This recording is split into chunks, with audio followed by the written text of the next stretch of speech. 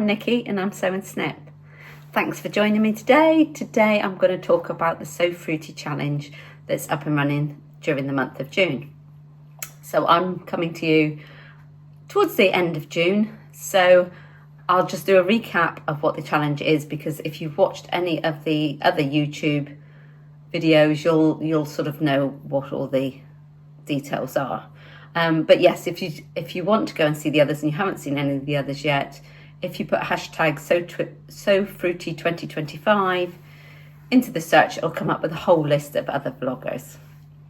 So Fruity is a challenge organised by Blossom Sandwich, so that's Yvette, and this is the 5th year that she's been running it.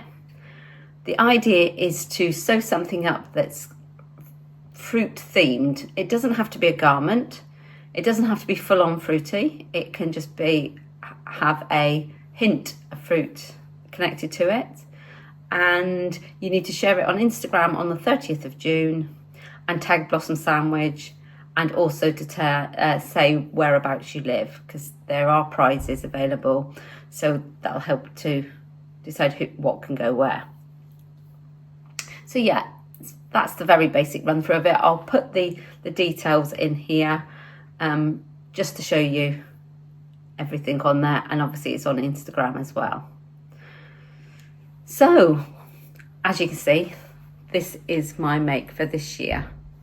I bought this fabric, it's a jersey fabric.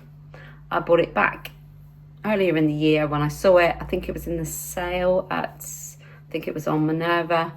And I thought, oh, that'll be ideal. And I needed some new other t-shirts or knit related items. So what I'll do is, after I've talked about other things, I have taken some footage along as I was making the dress, and photos of me wearing it. But I just thought I'd share, as well as that, a couple of things that I've made over the previous years. So as I said, it doesn't have to be all over fruit. Obviously this one's got fruit as a main focus, and one of the other blouses I made this one quite a few years ago now. As you can see, it's got a very little strawberry all over it. This has been very well worn with little red buttons. And if you didn't want anything quite so patterned with fruit, you could get some little strawberry shaped buttons or another fruity button. I think Jazz and Wow have done some strawberry ones in her recent drop. I've seen little apple shaped ones before, little pineapples, slices of melon. So there's lots of novelty things out there. You could also make like a plain shirt and put on a motif, an iron-on, or maybe embroider some fruit on it, just to give it that little fruity theme. So yeah, that was one I made a few years ago. Last year, I managed to use a remnant of fabric that was in my stash, because I was going through it and realised, as you can see, this has got apples. It's also got peaches, sort of scattered all the way through the design. This is a velour from, I think this is one of the exclusive ones from Minerva. But yeah, I just made a little Ogden cami with that. I like the Ogden cami to use up remnants, because you can make it quite a small amount of fabric. And with this one, it's lined in the same fabric. So yeah, that was another one that I made in the past. Now, another one that I may try and do as well this year, as well as the dress, is a little pouch. Now, I found this pouch. It's called the Feeling Fruity Pouches pattern from Studio 77, and I'll put all the details in the notes, and I'll also pop a photo of it in here. It's a crescent shaped pouch that comes in 3 sizes. I thought it was great for makeup bags, pencil cases, anything like that. And with it, there come 8 different fruit applique templates. So you can get it to look like, I think in our picture it's watermelon, but there's lots of different templates in it. So that might be something, if you don't fancy wearing something with fruit on it, you could look at making a bag with a little motif on it. So, as I said, I've taken some footage of this one, so I'll put that on now and end it with a few photos of me actually wearing the dress, and let me know what you think. I hope if you're joining in with So Fruity, you've enjoyed the challenge. I look forward to seeing everybody's makes up on Instagram at the end of the month. If you're joining me for the first time today, thank you very much. If you're a returning viewer, thank you. And if you'd like to subscribe, my numbers are creeping up and I'm very happy about that. So that's it for me today. I'll hand you back to my former self and I'll see you next time. Bye. Right, so I've started construction by putting the lining together. This pattern's got a lining for the top bit, so it's like a inbuilt bra. So I've made it in the same fabric. I haven't put the elastic on the bottom edge yet, but I've tried it on to check the width around and that fits fine. I've cut that out to my measurements, and then I've put the main body together.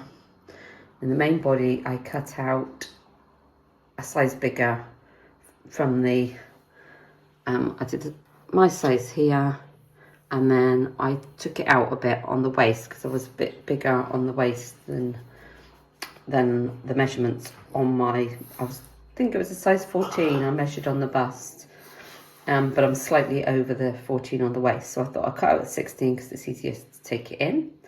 And also because this fabric is a printed jersey, obviously if it stretches too much it looks a little bit white through the fabric, so I didn't want that, so that's why I've gone for a slightly bigger size.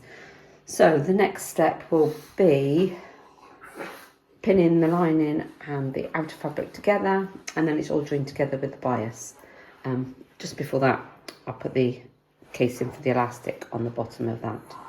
Sorry if you can hear the dog that I'm looking after at the moment. He's decided he's gonna roll around on the floor there. Right, so I've done that bit, on with the next bit. So I've got to the point of putting on the binding now. So as you can see, it's this about 1.5 inch strip that I've cut. It's not on the bias, it's cut with the stretch. So I'm just putting it on, attaching it to the wrong side. So this is the lining side here, and the main dress is inside of it. So you attach it on the inside, and then afterwards you fold it over. As you can see here, the bits on the front I've done. You then fold it over to the front, tuck the edge in, and top stitch along the edge. Right, so the dress is together. So you can see the binding has been pulled over to the right side and top stitched down. So you put the front and the back pieces on first, and then the armhole is done in one piece. That makes the shoulder strap as well. So yeah, quite neat on the back. It's a higher sort of racer back style, and then the scoop at the front,